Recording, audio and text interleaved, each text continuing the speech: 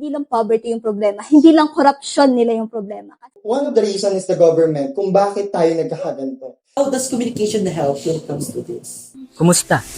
Okay ka lang ba? Do you feel alone? Left behind? Homesick? O baka kinakabahan sa exams? No worries. May kasama ka. A new platform for communicating insightful and important conversations. We're here and we care. Only here in Common Air. Bagbati kasama! Welcome to the new segment of Samacom and the first episode of Common Air, where we give voice to stories, ideas, and conversations that matters. And today, I'm gladly to be your host, Joel Morales, and we are joined by the Samacom President, Kate Ashley Arto Macder. So since October is Mental Health Awareness Month, we wanted to dedicate this episode to spreading awareness and understanding about our mental well-being. Pero syempre, hindi naman pwedeng kami lang ni Chairperson Joel ang mag-uusap dito, di ba? Alright. Dapat may kasama tayo.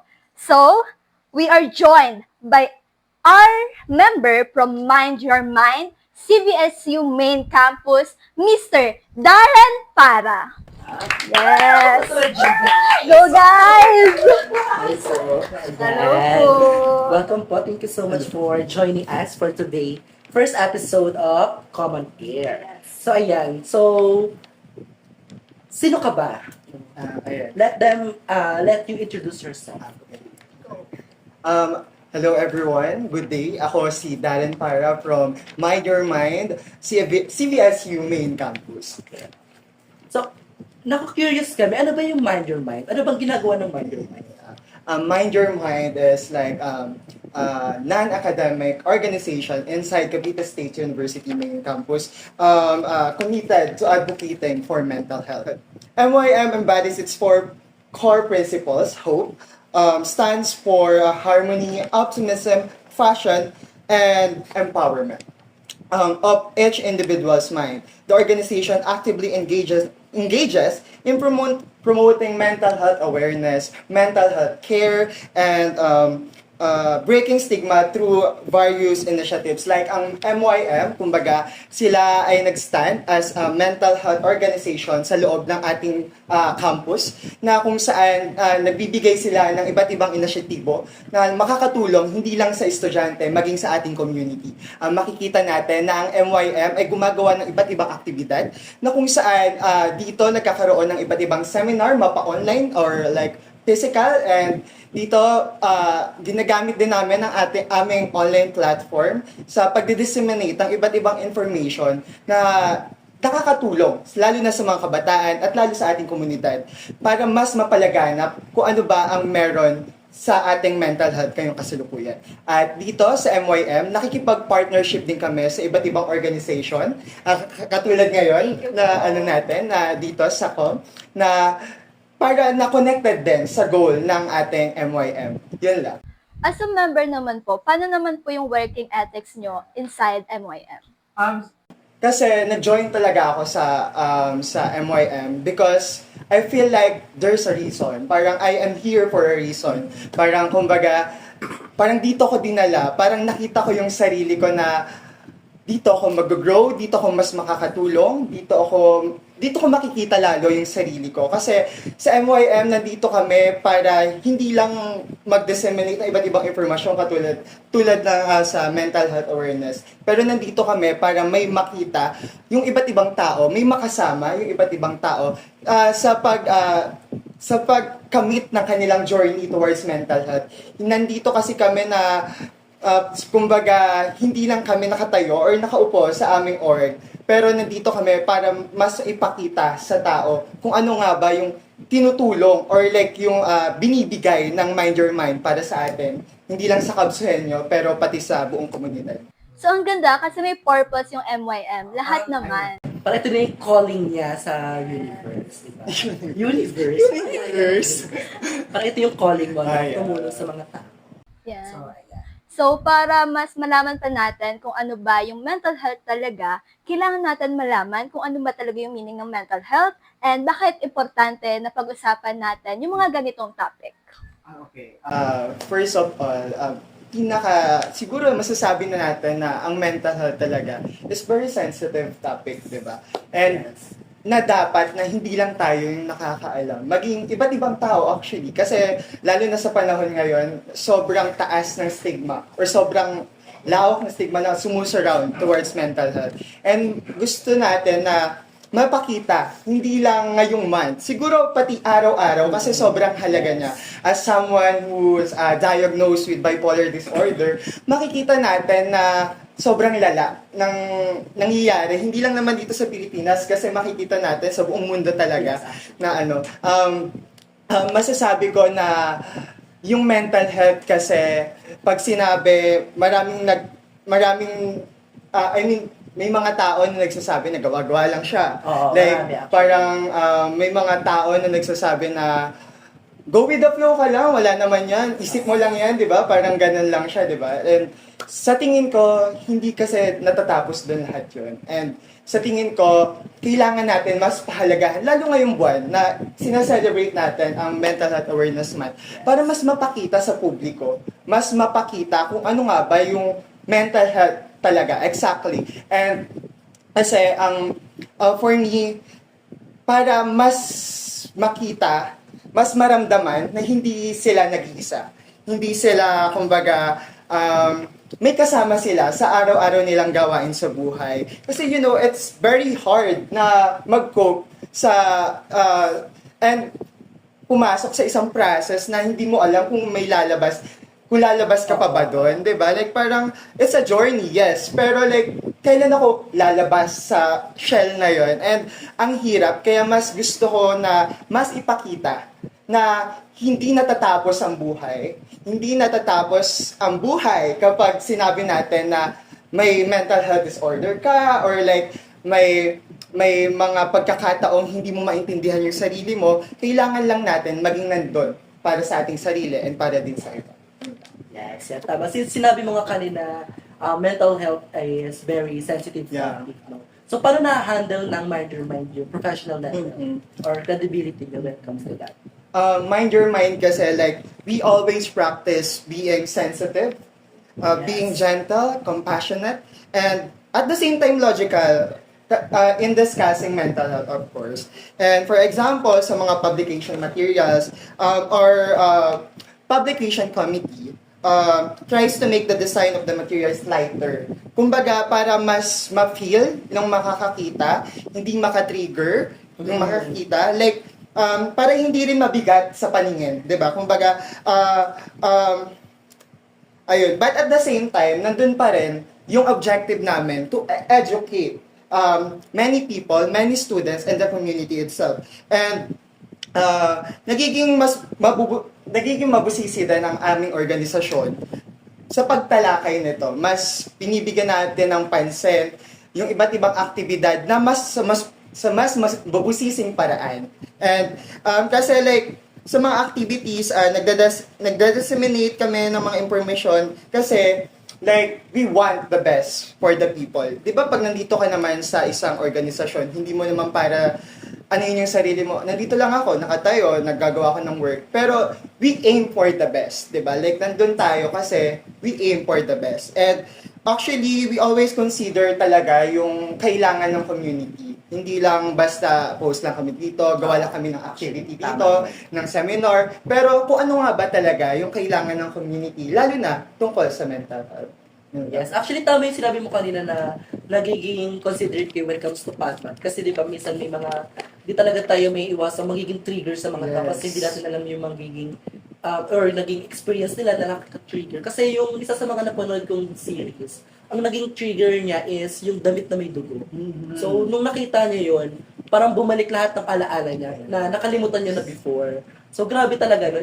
Sa maling or sa hindi natin alam na nalagay nating elements na naging trigger pala sa isang tao. It's a big factor na agad pagdating sa mental health ng mga tao. So, maganda yung yung factor nyo nga na, or yung considerate kayo sa pabats na nang nilalabas nyo. Ayan, correct. And yun, masasabi kasi rin natin na at this point, hindi natin kilala totally yung isa't isa. Yes. Hindi natin pwedeng husgahan yung isang taong bagay dahil lang nakakita siya ng ganon. Sasabihin na, sobrang arte mo naman, sobrang papansin mo. Pero deep inside, may mga tao talagang mahirap. Oo. Mahirap magsalita, nahihirapan sila. Kaya kailangan natin talagang pag-usapan ito ngayong buwan. Lalo na it's the month for mental health awareness. Yes, correct.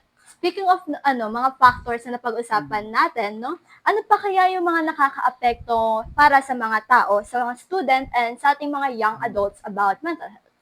Siguro yung karamihan kasi opinion talaga yung nakaka-apekto. Kunyari, nag-rant ka. Kunyari, sa parents or sa friends or kung kanino man tao yan, sabihan ka lang ng kaya mo yan or like nasa utak mo lang yan, ganyan. Huwag mong alalahanin yan. Wala naman yan. Kaya mo yan. Bukas, wala na yan. Di ba? Like, parang nakaka-apekto talaga siya sa atin. Na parang, na-invalidate lahat ng nararamdaman natin. Na to the point na parang mapapaisip tayo, magpapatuloy pa ba ako? Like, sabi ko, parang, ang hirap ng word na magpapatuloy kung yung sumusurround sa'yo or yung nasa environment mo is like, natin na ganun-ganun lang. Yung parang, di ba ang hirap niya na sabihin sa sarili natin, kaya ko pa ba? Pero sasabihin natin sa sarili natin, kaya na pa natin. Pero yung nasa environment natin, hindi tayo tinutulungan. And parang mas lumalala pa siya. Dahil nga, sa mga iba't ibang opinion nila, mas may minsan papakita yung iba't iba na like,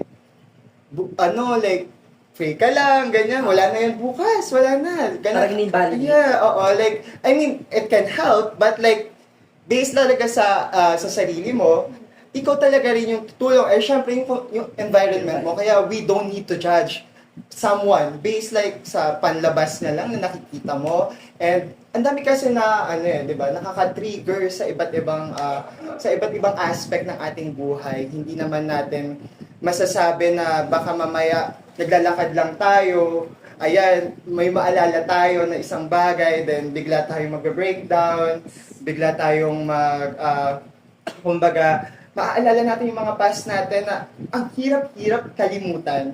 Ang hirap-hirap damhin kasi sobrang sakit. Di ba? Like, we should always think, di ba, bago tayo magsalita. Kahit nga di ba sinasabi sa Facebook or sa internet, think before we click. And then, nag-aano rin siya sa personal nating buhay. We should think before we speak, di ba? Like, kasi, mas ramdam mo kasi pag nagsalita sa yung tao, hindi lang, baga sa online, lang siya, makikita mo sa internet, go. Ganyan. Pero nasasaktan tayo, pero mas masakit pag sa tao na mismo, di ba? Like, daming triggers na pwede talaga na makita natin sa buhay natin, sa araw-araw natin. Lalo na yung mga maririnig mong salita, galing pa sa pamilya mo. Yes, It's very hard. Kasi totoo nga yung sabi mo na ang big factor yung environment. Kasi nag-uumpisa talaga yun sa family, sa bahay. So kung doon pa lang sa bahay na-invalidate na yung feelings mo, tapos pag lumabas ka pa sa comfort zone mo, na-invalidate ka pa rin. So parang doon ka na magkakaroon ng parang tanong sa sarili mo, am I worth it ba? Or ano bang nangyayari? Bakit nai-invalidate? Kasi ganun yung isa sa mga nakita ko dito sa di ko alam kung sa TikTok or sa Reddit na dapat hindi tayo mag-judge ng tao based on their decisions kasi hindi natin alam kung ano yung options nila. Yes, tama. Kasi di natin masisisay kung ano yung naging decision nila kasi di natin alam din yung options na meron sila that time. So, ayun. So, ayun yan, nabanggit mo kanina yung pagiging memory mo nung bata ka. Yes, So, ayan. yes. So, how do you unresolve childhood experiences impact our mental well-being? And what does it mean to heal your inner child? Okay. Kasi, di ba, sa childhood natin, alam ko naman na may iba't iba tayong experiences. Yes. Whether it's good, whether it's bad, whether helpful talaga siya, pero minsan, or nakakasira talaga sa atin. Siguro kasi yung unresolved na childhood, siya talaga yung big factor when it comes sa mga tao nag-struggle. Kasi dito natin mabubuo sa pagtanda natin, habang tumatanda tayo, kung paano tayo makipag-usap, paano tayo makipag-interact, paano tayo makiramdam, paano tayo makisalamuha, and paano yung pag-uugali natin. Kung like, kunyari, kung bad yung childhood or like unresolved childhood experiences mo, dun mo masasabi na ganito ba talaga? Like, parang, ganito ba yung nangyari sa akin ng childhood, kaya ganito ako. Parang ang hirap-hirap, ang hirap-hirap niya, like, parang i-cope. Kumbaga, like, kasi di ba, sobrang, I mean, trigger warning for the trauma, like, kunyari, pag may mga traumas ka in the past na ang hirap kalimutan, parang isang banggit lang sa'yo nun, parang mapapaisip, oh my God, parang, oh my God, parang gano'n, di ba? So, hindi mo na alam, like, iiyak ka ba? Matatawa ka na lang ba? Or like, sobrang dadamhin mo hanggat kinabukasan, nandun pa rin, ang bigat-bigat, ang hirap-hirap na tingnan na yung sarili mo na, ako pa ba to?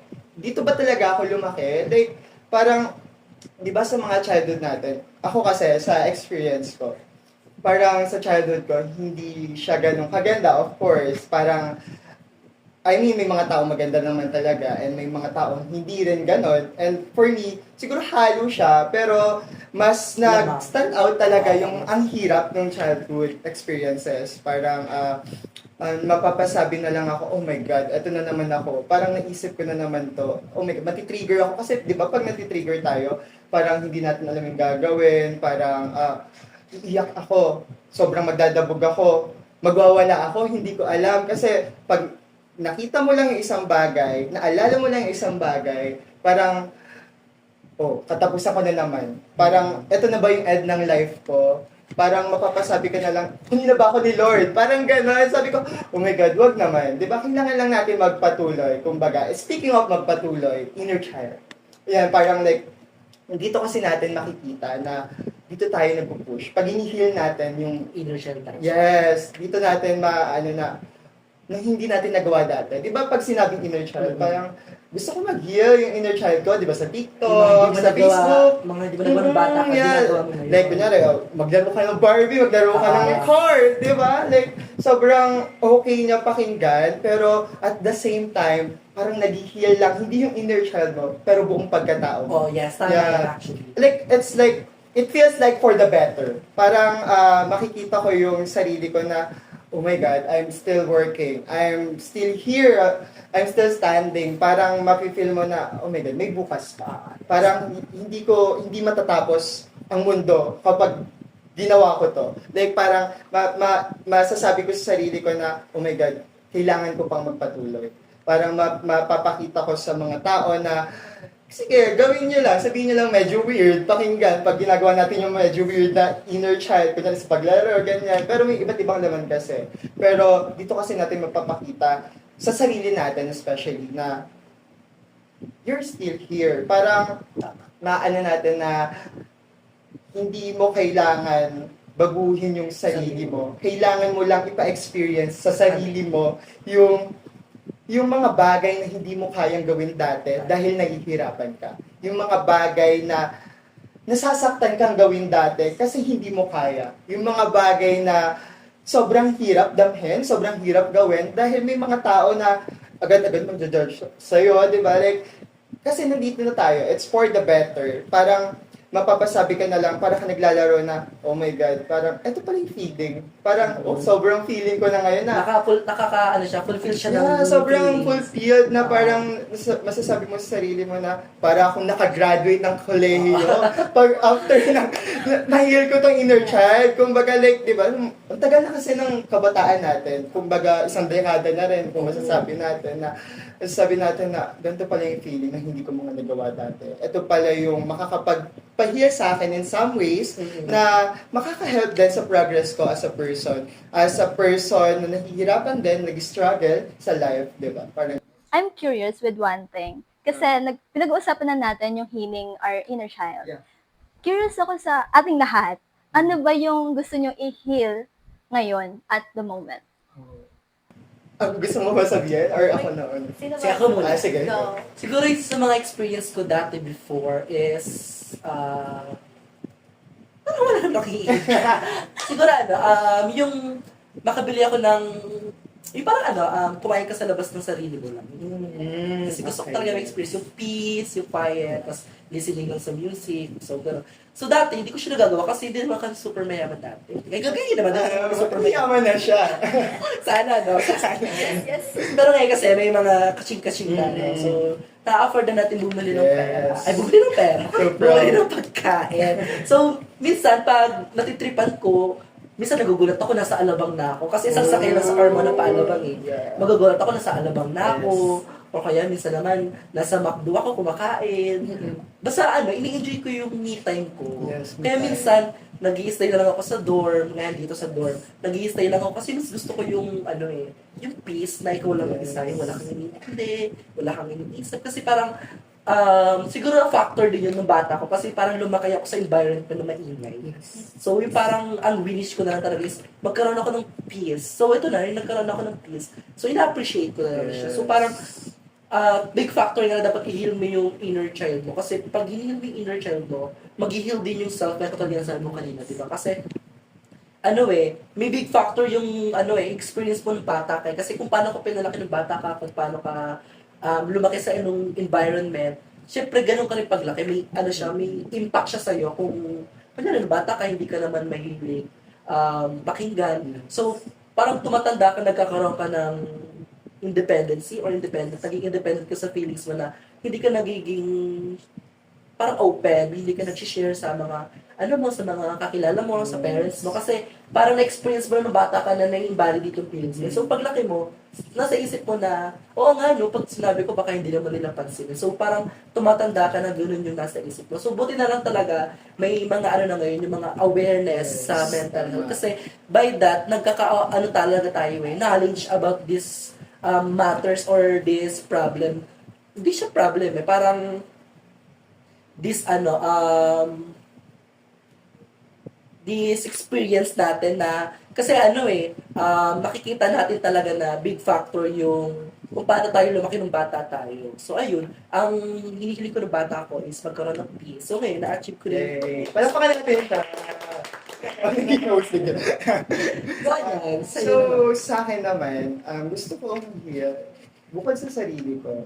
Siyempre, yung mga katulad ng kanya, yung mga hindi ko rin nagawa noon. Kasi same kami na like, pag hindi ko like parang gumagala, hindi ko alam kung nasaan na ako pala. Like, mamaya, bumiyahe lang ako sa bus, mamaya nasa PTEX na ako, nasa MOA na ako, nasa BGC na. Di ba kasi parang, oh my God, ito yung help talaga sa akin. Parang dito ko nakikita yung sarili ko. Nagbabas therapy, kumbaga. Bus therapy talaga yung one of my hobby dati, lalo before na mag-emote-emote ka lang with earphones, na nakikita ko yung sarili ko habang nakasakay sa bus. Emote. Like, Pinalay ka ba sa pa? wala, Ay, wala. not sure. Hindi ko alam. Kasi paano ko pag pinalay sa pa daw? Wait lang, Check titingnan na ko. Joke lang. Ayun. Ayun. Siguro sa akin kasi, nung bata ako, sobra akong tahimik doon. Hindi naman siguro tahimik. Kasi mabunga nga din naman ako when it terms, kung kailangan. Pero kasi lagi ako nasa kwarto, ganyan.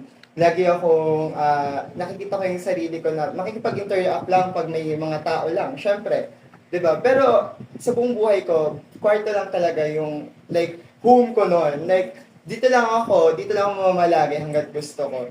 Tapos ngayon, mas nagagawa ko na yung mga gusto ko, mas nai-heal ko na, bumibili ako ng mga bagay na parang like kahit alam mo yung hindi naman sobrang makakatulong sa'yo, pero makikita mo na ang saya-sayo mo pag nabili mo yun, di ba? I mean, hindi ko naman ina-advise na gumastos kayo ng malaki, pero yung mga kahit simpleng bagay lang, kunyari bracelet, Kasi or like, nakakatulong siya sa'yo maging masaya. yeah. Then like, nung bata ako, di ba sabi ko nga tahimik ako, ganyan. Then ngayon, palagala talaga ako. Pero minsan talaga, nagstay lang talaga ako. Nagala ako, like, nagbabas therapy sa puntang PTEX, then punta ng MOA, then mamaya pupunta na pala ako ng Baclaran or something, di ba? Like, parang sabi ko sa wow, nakakaya mo talaga, or epekto yan sa'yo ng kung ano-anong ginagawa. Or like, ayan, na ano ko na ngayon, nagja-jogging na ako ngayon, like, parang walking, jogging, na umabot ako ng ilang kilometers sa isang araw. Parang dati umabot ako ng 16 to 20, ganyan. Na parang, ano rin siya, healthy living, kumbaga, and like, coping mechanism tuwing na-stress ka. Then, ngayon, actually kasi, nung bata ako, payat naman ako eh. Like, sobrang payat na payat ko. Then, habang tumatagal, di ba, nagpa-psych ako, like, uminom ako ng meds. Parang meron siyang mga, like, Side effects. yan, side effects na sobra akong naging malaki. Bata pa ako neto, nung nag-take ako, parang junior high, ganyan. And then, parang sabi ko, oh my God, sobrang laki ko na. Umabot ako ng 90 kilos. Kumbaga, dun sa height ko pa lang ngayon, matagal na, sobrang laki niya na. Before pandemic. Yeah, before pandemic. And like, bago pa mag-pandemic, nafe-feel ko na. Then parang pumasok mismo yung pandemic. Doon na talaga na siya nag-sink in sa utak ko lahat. Then, sobra akong lumaki, sobra akong nahirapan mag-cope up dun sa ganung bagay. Kaya naging hobby ko talaga yung pagja-jogging ngayong 2025. Sobrang nag-heal talaga ako habang kasabay kong earphones ko, habang nagmo-walk ako, nakikita ko yung sarili ko, ganito pala ang mundo. Parang mas masaya magstay sa mundong ginagalawan natin nung wala tayong masyadong iniisip. Tingnan mo lang yung paligid mo, masaya mabuhay, di ba? Masaya siya kung iisipin mo. At dito ko rin napagtanto na marami rin pala akong kayang gawin. Parang yung mga dating kaya ko na siya gawin dati, pero hindi ako ganun kagaling. Ngayon, hindi ko naman sure kung magaling talaga ako. Parang pero, yung better na. Yeah, better. na parang, kasi ako, sumusulat na ako ngayon ng mga iba't ibang akda. Parang sa sarili ko pa lang naman. Like, nagpo-post ako na iba't iba kong sulatin, lalo na sa Pilipino. And kasi dun ko mas naipapakita yung sarili ko. Hindi lang tayo sa laruan mag-heal. Pati sa mga gawain na hindi naman natin nagawa dati, na kaya pala natin gawin ngayon. And ikaw? Sa akin, different sa inyo. Kasi yung sa akin, values. Okay. So, may values yung parents and yung magulang ko na dati, tinatatak talaga sa mind. Siyempre nga, word skills and yung mga communication or yung mga thoughts na binibigay ng parents natin, tumatatak siya. Then, a long time, parang senior high school, doon na bago lahat. Kasi nalaman ko na, ay, hindi naman pwede mag-stick ka lang sa value ng ibang tao kasi you have your own value. So, yung value at purpose na yon dinadala ko sa sarili ko until now. Yun lang naman sa akin. So, parang different kasi sa inyo, more on gala, more on self-care, sa akin values. Internal. Yan, parang like masasabi rin natin na by healing our inner child, parang we're like breaking that cycle. Parang makikita natin na nagiging better yung sarili natin sa iba't iba nating gawain. Mas mapapakita natin na nag-i-improve tayo, di ba? Like, yes. Lahat ng improvement natin, whether it's low or like big, it's a big help for us. Like, dito tayo nakakakita ng sign na magpatuloy. Like, ito yung hino-hold ko, magpapatuloy ako. Better. Yes, ganyan. Kasi sabi nga nila, di ba, nabasa ko dito online na yung ginagawa natin, it doesn't have to make sense to others kasi it makes sense to you. Kasi, di ba, parang kung nagiging happy ka, ano pa kayo ng iba, di ba? Parang gano'n. So, nagiging masaya ka, do it hanggang sa ma-fulfill mo yung gusto mo ma-achieve, gusto mo marating. So, do it lang. Kaya mo yung others na magsabi na kung ano-ano. Pero, kasi hindi nila naiintindihan yung nararamdaman mo. So, hindi nila magigets yung ginagawa mo at that time. So, ayun. Tsaka isipin natin, hindi tayo kilala ng maraming tao. Lumabas man tayo dyan, hindi nila tayo kilala personally. Go lang, basta makakatulong sa atin. At hindi makakasama sa iba. Yun lang yung itatak natin sa sarili natin na lahat ng gagawin natin, go lang. Kung makakatulong talaga sa atin. And like, hindi tayo makakaperwisyo personally. Like, kasi dun tayo makakakita ng sign kung tutuloy ba tayo bukas. Like, lagi dapat tayong magpakita, lagi tayong mag-show up sa sarili natin na kaya natin to. May bukas pa, may isa pang araw, may isa pang next month, may years pa tayo na kailangan pang ipagpatuloy. Actually, yung pag-show up mo nga is a big step na yan to represent your, you want to be better every day. Kasi, di ba nga sabi nila, if you want to be better, prove to yourself, kailangan mo talagang, syempre at the end, kakampi mo yung sarili mo. Diba? Sarili mo lang talaga. So, it's a big step talaga na nag-show up ka and to others. Kasi it's a big help mo talaga. And like, actually, itong podcast natin, it's like example of showing up for others. Di ba? Siyempre, hindi naman ito makukumpleto kung wala ikaw. Kung wala kayo. Kung wala kami. Kung wala sila. Di ba? Like, Oo, di ba? sobrang big na to, sobrang big ng project or like ng podcast na to. Yes, actually. Kasi nagsasalita tayo, pero mas, kung may makikinig, mas makaka-help tayo, hindi lang sa kanila, paging sa buong community natin, para mas mapakita natin ano bang kahulugan, ano bang importansya talaga ng mental health dito sa lugar natin, sa buong. Actually, kaya na pa natin sinasabi yung online. Nakikita ko to sa Facebook, sa Twitter, and sa TikTok.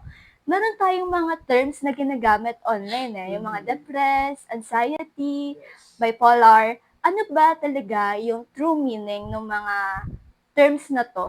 Kasi minsan nagbabago siya or ginagamit na lang siya for fun. For cloud. Yes. And sobrang nakaka-hurt yun. Pag like, dinagamit lang siya. Di ba, kunyari sa bipolar, it's like a moody disorder. Sinasabi nila, pag moody ka, bipolar ka. Ganun, pag sad ka, depressed ka. Parang, pero hindi natin nakikita yung depth ng pagpapakahulugan sa mga disorder na yon. Kasi based na naman sa ano natin dito, like depression isn't just about being sad. Ika nga. Parang hindi natin pwedeng sabihin na depressed ka or depression yung disorder mo kung sad ka. Kasi kung may mga iba't iba pa kasi siyang bagay na kailangan makita. I-consider. Bago matawag. Yes. And like sa bipolar, being moody, sabi dito na parang porket ba masaya kang mamaya, tapos malungkot ka, next minute is bipolar ka na, hindi ganun siya nag-work. Alam ko ang yung mga mental health disorders is spectrum siya, di ba? Yes. Super yes. dami niya talaga. Yes, Talagang sobrang dami. hindi natin pwedeng masabi na gano'n siya based on lang sa nakikita ko. Yes. And may iba't iba tayong symptoms. Kumbaga, hindi mo naman pag moody ka ba, ma-diagnose ka na as bipolar, hindi siya ganun. Kasi nga, spectrum siya, sobrang dami. And Baka like, hormones mo lang yun. yeah. Baka hormones mo yung nire-regla And like, these are both mental health disorder that must be carefully assessed prior, like to diagnosis talaga. Like depression consists of the presence of sad, empty, or like irritable mood that causes significant disturbance in functioning. While bipolar, like sa experience ko. Sabi ko nga kanina na na-diagnose ako by 20, basta something, nakalimutan ko yung year. But, di siya madali. Kaya pag naririnig ko yung ibang tao, kahit na, kunyari, sabihin natin ka-close mo, like parang, pag sinabi, bipolar ka, parang masakit siya for me. Parang lahat ng nangyari sa akin is parang, boom! Bumabalik siya. Na parang, walang pasabi na biglang go. Ganun sa utak siya. And ang hirap kasi, sa bipolar disorder, hindi mo alam kung kailan ka. Parang episode siya, di ba? Yes. Parang episode yun. For me kasi parang ang learning ko before, nung nagpapasay ako, is like may manic episode, Ayun, yeah. may depressive episode. Yes. So, kung kaya sinasabi ng iba na moody siya, Mm-hmm. pero hindi nila alam yung lalim. Pag manic episode, parang kaya mo gawin lahat. Kaya mo gawin lahat ng nakaka-enjoy, lahat ng.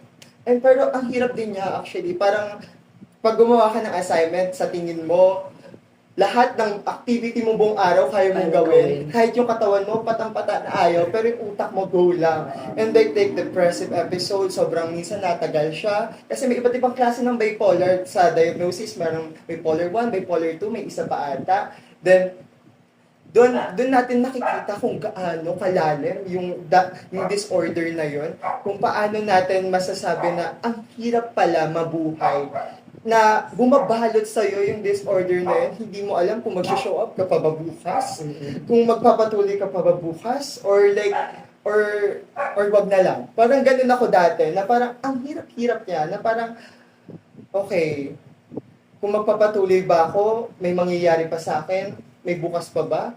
Or kung magpapatuloy ba ako, o okay ba ako? Parang ganun lagi yung nagiging thinking ko. Then parang, kasi dito, sinasabi na lahat ng like yung depressed, like yung bipolar, parang yung words na yon, parang surface lang siya na ng mga disorder na yan. Parang, there are still a lot things to consider. Kumbaga, na para masabi mong depressive yung ano mo and bipolar ka. And 'di ba? Kasi hindi naman tayo agad-agad sasabi sa atin porket nakita natin sa internet, oh, bipolar ako kasi ito yun. Ito yung symptoms. And like, ang hirap din na sa mga tao ngayon, like, they are very vocal, pero yung pagka-vocal nila is nakaka-hurt sa mga tao na pag sinabi nilang, depressed ka lang, ganyan, bipolar ka kasi, like, oh, okay. Hindi nila alam yung real them. Hindi nila It's alam. easy for them to Yes. say it. Hindi nila alam na gabi-gabi, mamaya may ambulansya sa bahay, dadalhin ka sa ospital sa sobrang hirap mo mabuhay.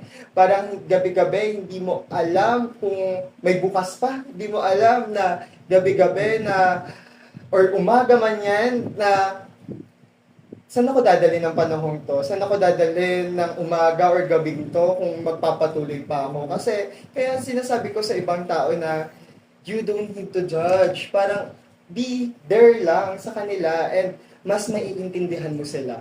Huwag mong sabihin na pa-joke yung mga ganong bagay, bipolar, depressed, may depression ka, porket ganyan. Be there for others and be there for yourself para mas malaman mo kung paano mo maipakita yung progress mo sa pagtulong sa sarili mo at pagtulong sa ibang tao. Yes, speaking of that, di ba, since nasa modern world na tayo, sikat na ngayon yung social media, Yes. diba? So, marami na rin gumagawa ng mga content about mental health. So, yung ibang mga tao kasi, nagkakaroon sila ng self-diagnose.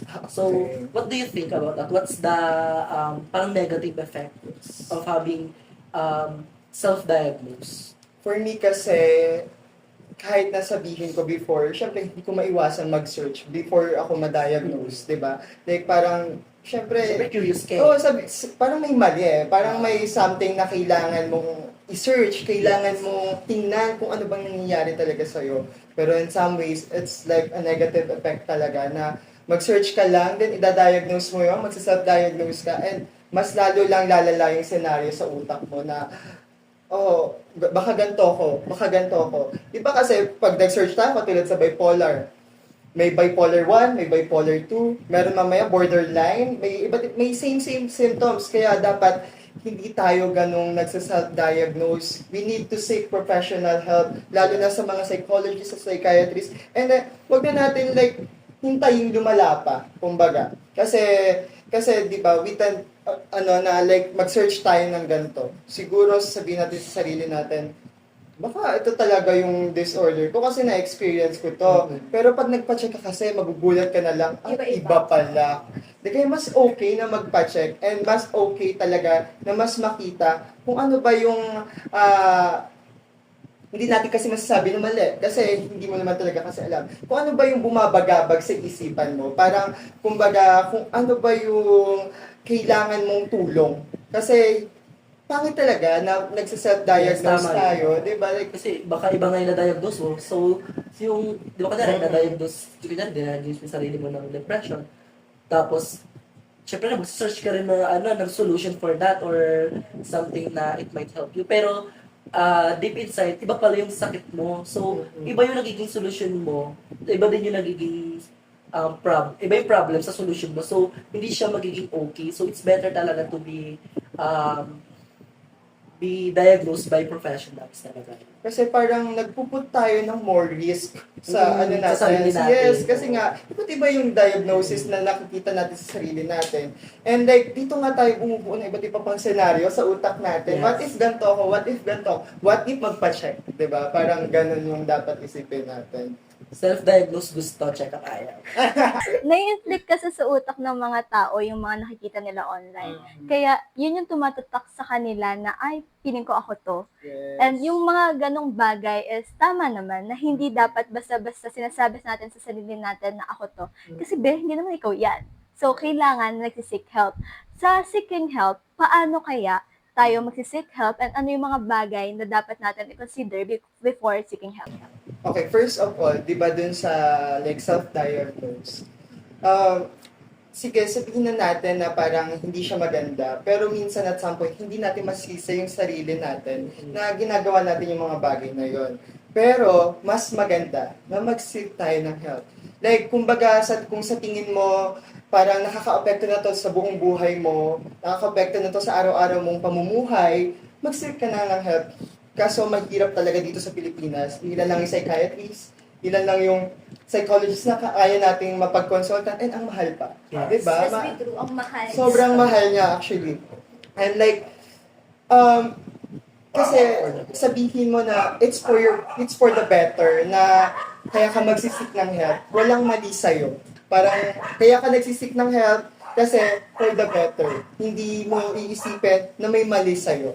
Parang ganun ha. Like parang, kasi may mga tao na, di ba, nagpapacheck up ka na sa isang psychiatrist, sa psychologist, parang sabihin, baliw siguro yan. Di ba? Baliw. Like, siguro kaya nagpapacheck ka sa psychiatrist kasi baliw. Kumbaga, dapat iniisip nila na parang nahihirapan lang yung tao. Kaya gusto niya pang magpatulog. Gusto niya pang humingi ng tulong. Kasi hindi niya kaya na siya lang. Kaya gusto niya ng professional help.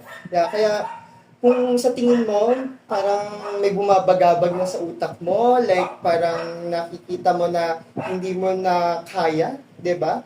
Mag-seek ka na ng help. Hindi na, wag mong patumpik-tumpik pa.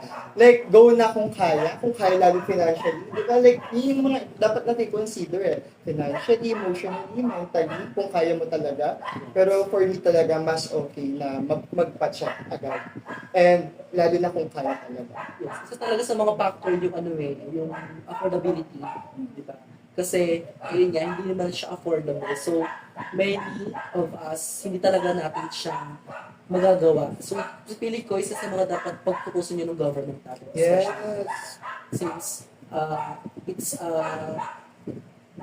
tawag dito, dapat siyang bigyan ng pansin talaga. Kasi, it's real life. It's real, it's happening in the community, in the society. Hindi pa ganun karami yung law about Yes. mental health. Hindi pa siya ganong napapagfokusan ng gobyerno. I mean, merong nag-i-exist na law, pero kailangan pa siyang... Yes, Kailangan diba? siyang i-exist. Kasi maganda yung mental health na, of course, ng child. Ganun eh, di ba? Yeah, like, paano mas magiging progressive yung buhay or like yung pamahal or yung bansa natin kung nag-stick na lang tayo doon, kung may law tayo na ganun, doon na lang. Parang hindi na ba pwedeng dagdagan pa para mas makatulong?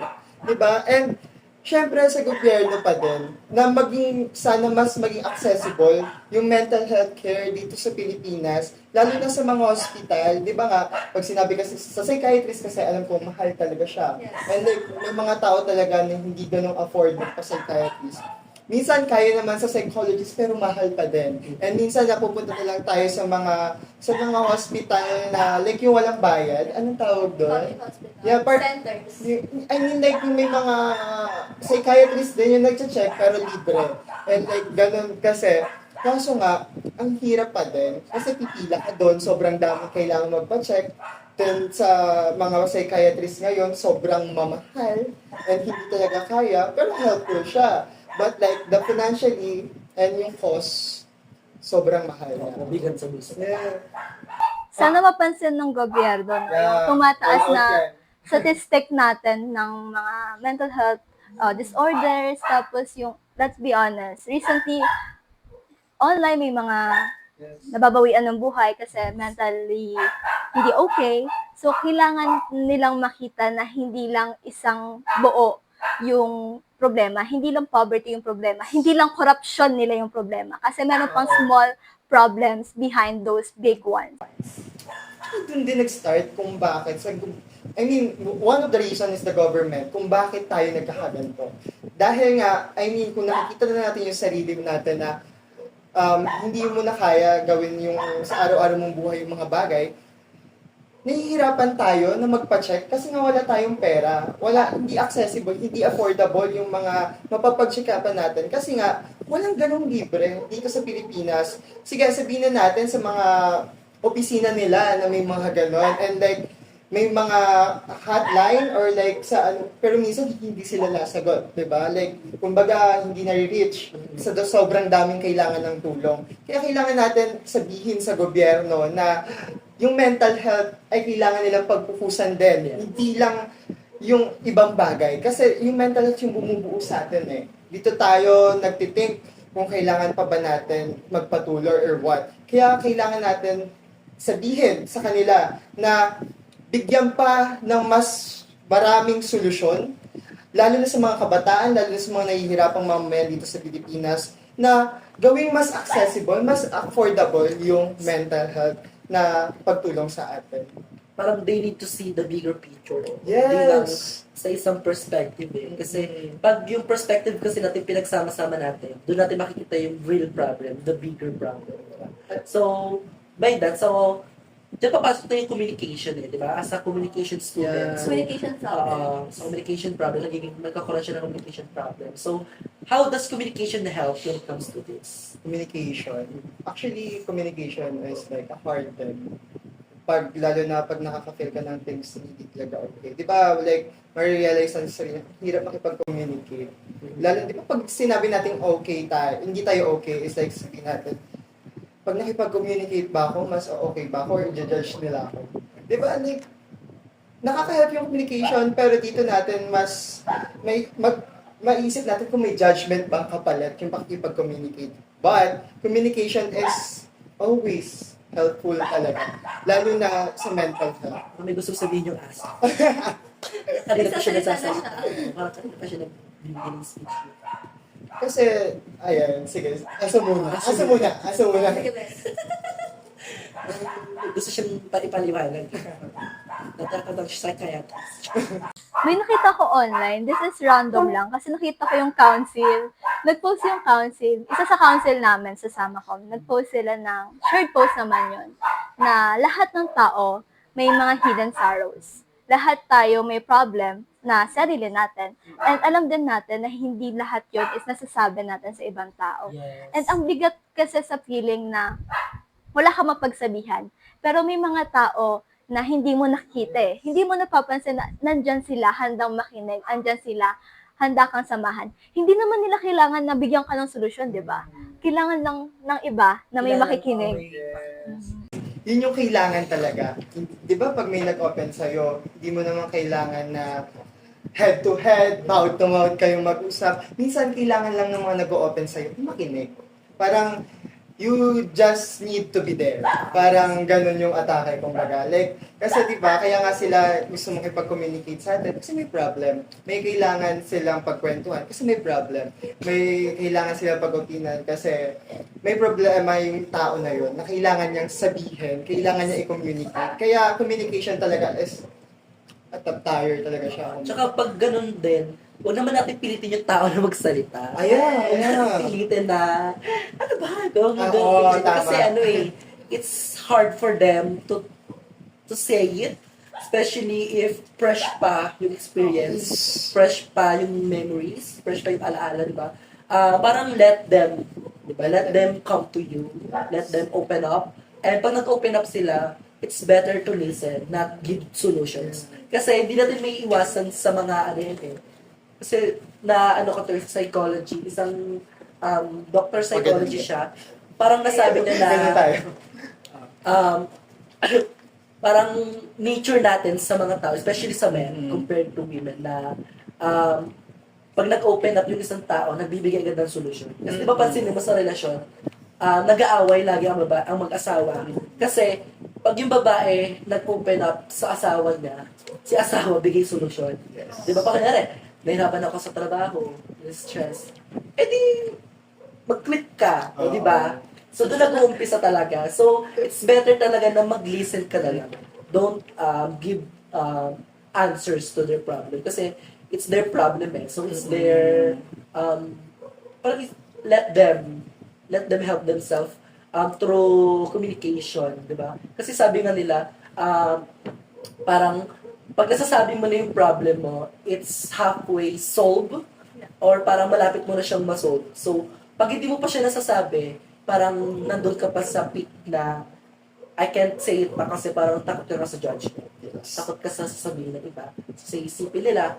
Kasi parang experience mo na siya before eh. So, ang factor nun, mauulit siya na matatakot mo ulit magsabi.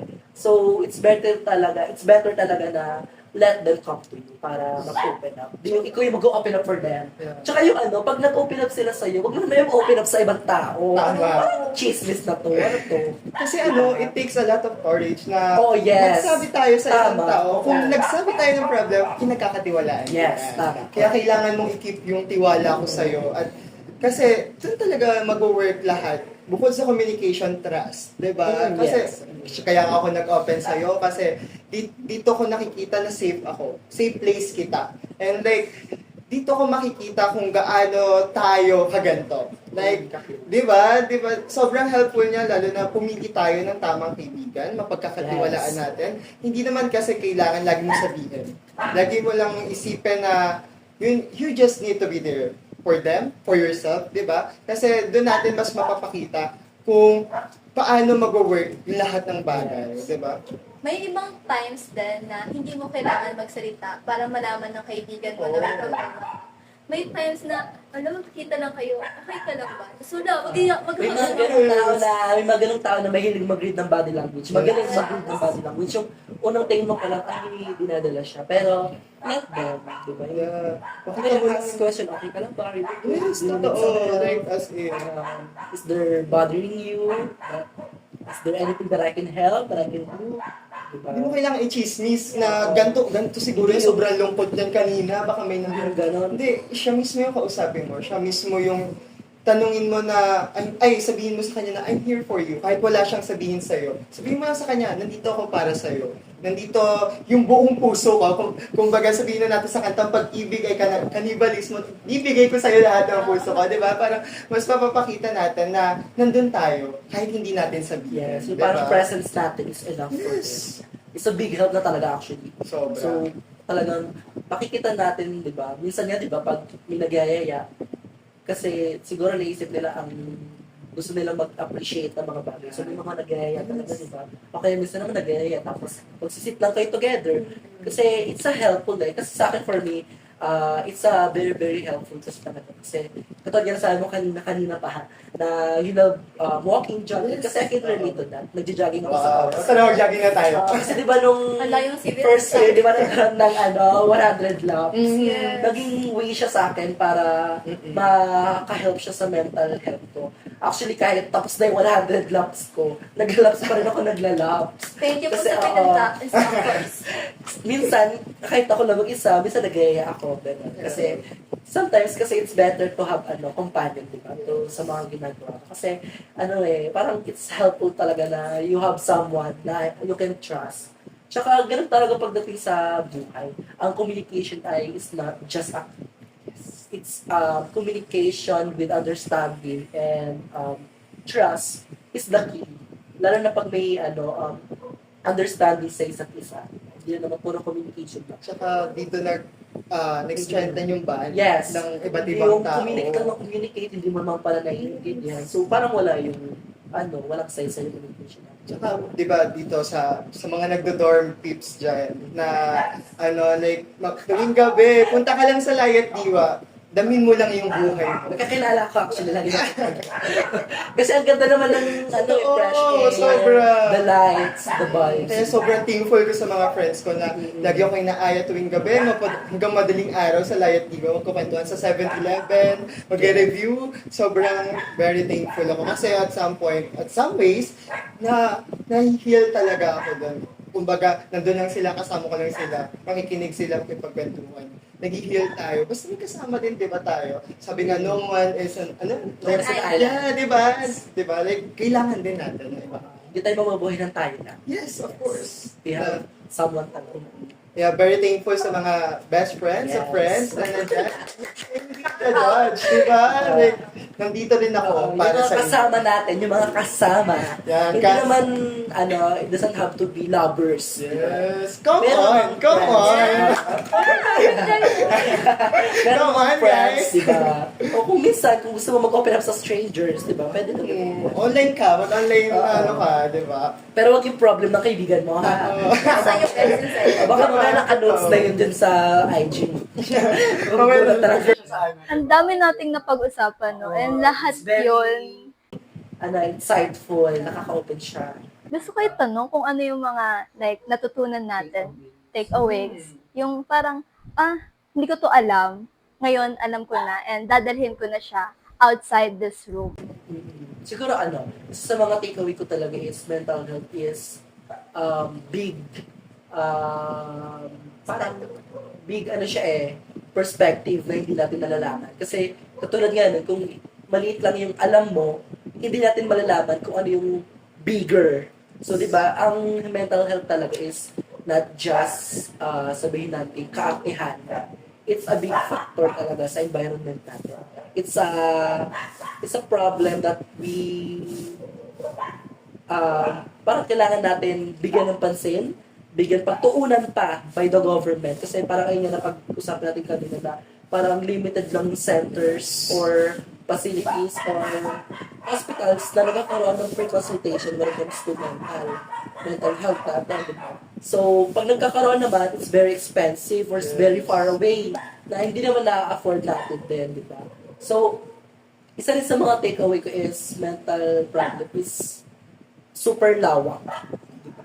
Ang dami niyang sakop eh. Hindi lang siya iikot sa depression, hindi lang siya iikot sa bipolar, stress. It's bigger talaga na dapat pagtuunan ng pansin. Kasi katulad ng mga napag-usapan ko natin, di ba? Hindi lang tayo na umikot, di ba, sa isang topic. Talagang nabigyan natin ng insight din yung iba pang mga factor or yung mga iba pang mga things na nakukonsider natin when it comes to that. Ako naman, like, yung natutunan ko, hindi ka nag-iisa. Yes. Like, nandito nga yung communication na organization and nandito rin yung MYM kasama nyo. Yes. Kaya itong podcast na to is a big thing talaga. Like, it's a big project na kayang-kaya na makatulong sa iba't ibang tao. And na-realize ko rin na bukod sa hindi ka nag-iisa, may kasama. 'Di ba? Like, dito natin makikita na yung mental health is sobrang lawak Yes. pag pinag-usapan. Yes. Dito natin makikita na may mga hindi pa pala ako alam. Parang ganon. Kaya, speak up kung kinakailangan. Speak up kung kailangan. Diba? And dito kasi tayo mag-start sa pagsasalita natin. Kung sa tingin mo, kung may bumabagabag na talaga sa'yo, speak up. Seek for help. Diba? Nandito ang aming podcast, ang ating podcast, panoorin nyo para mas maintindihan natin. And like, yung Mind Your Mind, nandito rin kami para mas tumulong sa inyo. And nandito, ang iba't ibang estudyante na bumubuo nito para mas maka-help na kung ano ba talaga ang meron sa mental health. And mas makikita kasi natin na yung mental health ay kailangan bigyang pansin. Yes. Hindi lang natin, pero syempre yung sinabi natin kanina ng gobyerno, Yes. 'di ba? Yun talaga yung natutunan ko rin dito na sobrang laki ng impact ng gobyerno kung hindi talaga binibigyan to ng pansin. And lagi nating tandaan, it does get better. Magiging better tayo, so and so, and like, tuloy-tuloy lang yung buhay. Tingnan niyo ako, happy na ulit ako, guys. It does get better. And ano yun natin, na wag tayong maging reason kung bakit lilisan yung tao. Maging reason tayo kung bakit pinili nilang manatili. Yun lang yung gusto kong sabihin. Para mas mapakita natin talaga na kailangan mo magstay para mas makita mo yung sarili mo in the next years, kung kailan ka man gumaling, para mas makita mo yung improvement mo. Wow, ang laki na ng improvement ko ngayon. Kasi sobrang sarap sa feeling na nakikita mo yung sarili mo nag-grow ulit. Yes. Sumasaya ulit, nakikipag-band na ulit, hindi ka na nasa kwarto lang, or like, nakikipag-interact ka na ulit, na sobrang sarap sa feeling na magpatuloy. 'Di ba? And sobrang hindi lang inner child yung may heal mo. Buong pagkatao mo talaga. And like, nandito kami para sabihin sa'yo na huwag kang makakalimot. Nandito kami para magpatuloy ka. On my end, kailangan na, hindi naman lagi, pero check on your friends pag may time. Kasi may mga pagkakataon na yung friends natin, your loved ones natin, hindi natin napapansin na, may problema na. At your little ways, kahit sabihin mo lang, kamusta ka na? Okay ka lang ba? Yung mga ganong simple things, malaking bagay na para malaman nila na you are with them, nakasama mo sila. Yun lang naman. So, meron pa akong question. ayun na, nasabi niya na kanina yung message niya to the watchers natin, to the viewers. And I love it.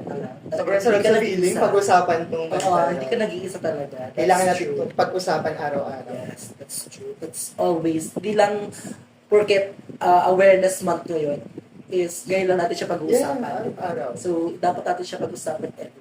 Dapat nga magkaroon siya ng curriculum action group. Yes, totoo. Para magbigay pa ng spread awareness and knowledge sa mas malawak pang tao, mas malawak pang sektor ng Pilipinas.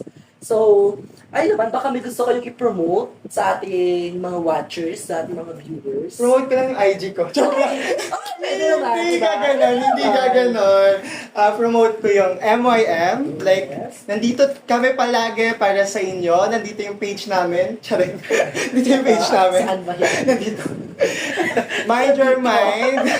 Mind Your Mind, Cavite State University Main Campus. Nandun siya. Meron din kaming IG. Nandito siya. Wala. Ayan, nandito lang kami kung kailangan mo ng help. Kung kailangan mo ng guide, check on our post sa aming website na sa Facebook page. Nandun kami, may mga like publication kaming nire-release about sa iba't ibang disorder na kailangan pa nating matutunan. And of course, bukas kami palagi para sa inyo. Thank you! So, kayo press, baka may gusto kayong Baka may gusto kayo promote. Nandito ang Ano lang, may partnership kami guys, mga podcast, baka gusto nyo din. And thankful kami sa MYM kasi tinanggap talaga nila yung partnership namin. And thank you so much po for that. Even though it's rush. Late na, pero thank you so much po. So much po. Pero, ipopromote din natin yung iba't iba nating mga activities or page. Meron tayong FB page, IG, TikTok. Feeling ko, susunod na yung YouTube. Yes, feeling ko rin. Feeling ko This is the first episode, I think. So, Diba? Sana naman, di ba?